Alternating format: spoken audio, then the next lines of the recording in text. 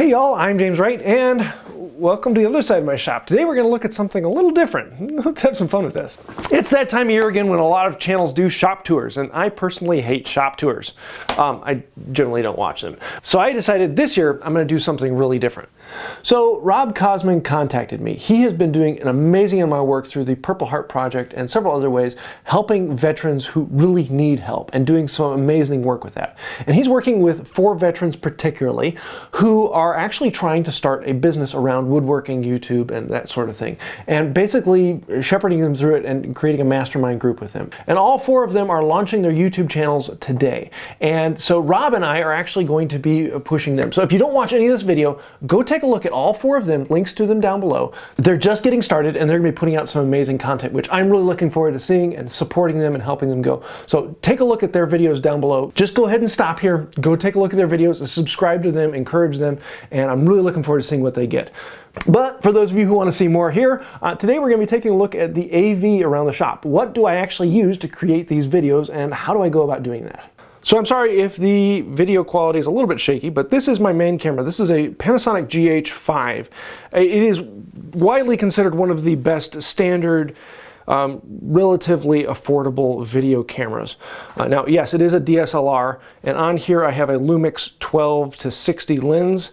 I really like this setup. It is a phenomenal camera. It has 2 bays for SD cards. It's got the flip out screen on the back so I can actually see it from my side when I'm viewing. And yeah, I'm actually recording the audio on this camera. So you can see that one's recording. And then the one I'm holding is just doing the video. As to audio, I have Sennheiser G4s.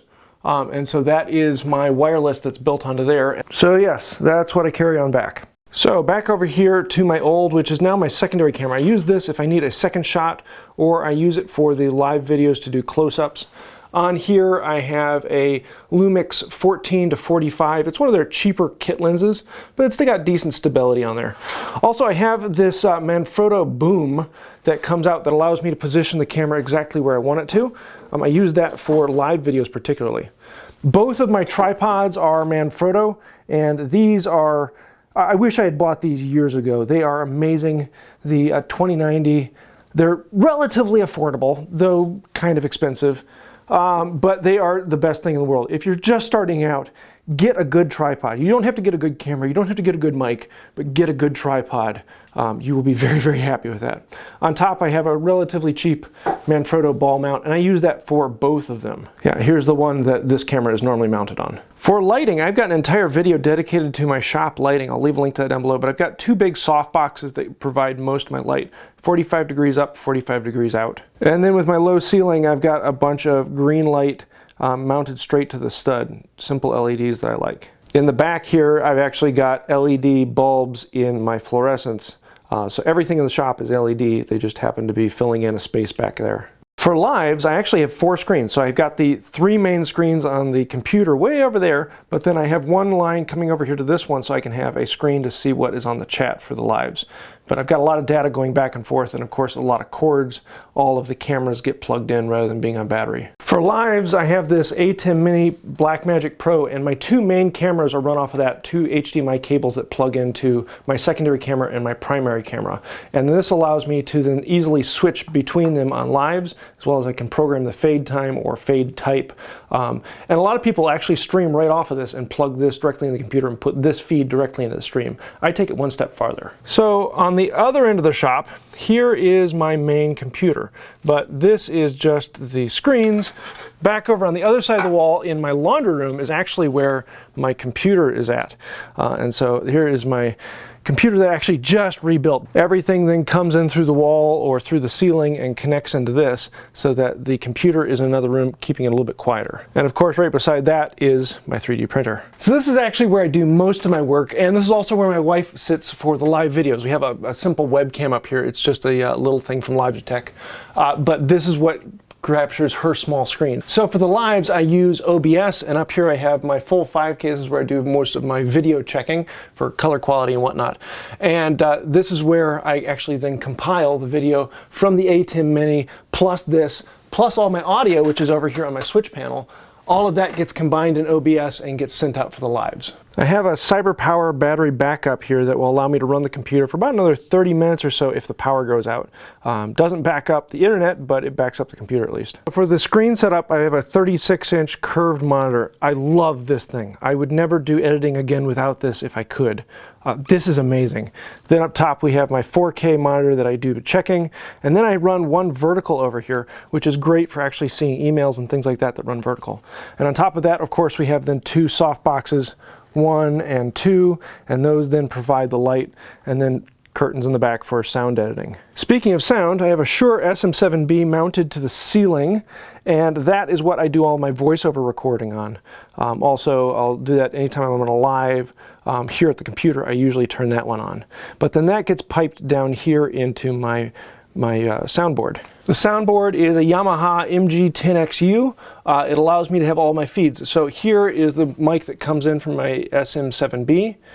This one is actually a Rode ceiling mic. So I have a ceiling mic above that I'll often pull out for lives so that people watching on Patreon and other things like that can actually listen to what I'm doing. Then next to that, I have another Rode mic that I'll occasionally plug in. Then this one is actually my backup Sennheiser. I use this if I have a second person at the bench for a live. My mic that's currently on the camera then hangs here for lives, so I use that for recording me. And this one over here is a Rode Link, and that one is the live for my wife. So we have the backup speaker, my wife, and myself all plugged into here so we can change all of our volumes and control on this.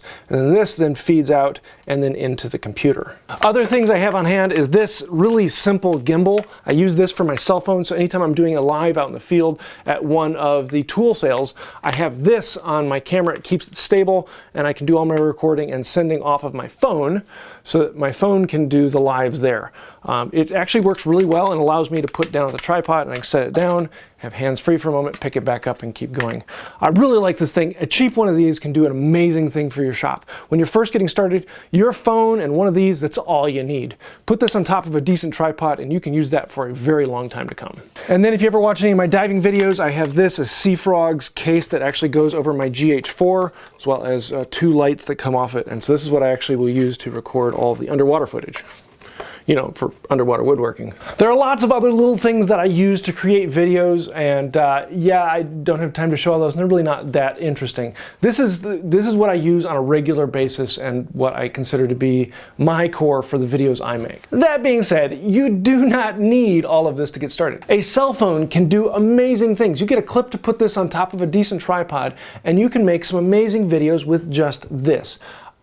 When you're first getting started, that's all you need. The next step up is then some audio, and you can get an audio adapter to plug in here and get a decent mic. Get a wireless like this, and you are set for a long, long time to come. The only big difference between this and the camera that I am using is that this doesn't have quite the shallow depth of field, so you don't get that artistic feel with the things out of focus in the background and what you have in focus. And that's one of those things that you don't get picky about until you've been doing it for a while. You don't need all of this equipment. You can do it all with a cell phone and a decent microphone plugged into it. So if you're getting started, that's what I generally suggest. A good tripod, a good cell phone, a decent mic, and you're good to go. Then you start upgrading things as you can afford them and as you need them. You add up for what fits into your shop. Do you need better lighting? Focus on that. Do you want to get that shallow depth of field and artistic feel? Then you might want to get a decent camera. But you don't need them. They just make for a slightly better film eventually. So again, I know most of you are not going to be watching this. Definitely go take a look at all 4 of the guys down below. They are starting off their channel and they need your support. Subscribe to them, watch what they do, and support them because they have been supporting us by being on the field and putting their lives in harm's way. And I want to give back to the community as much as possible, and this is one small way to do it. So subscribe to them, help them out, and if you do want to take it one step farther, then donate to the Purple Heart Project and help get them going. So thank you for that.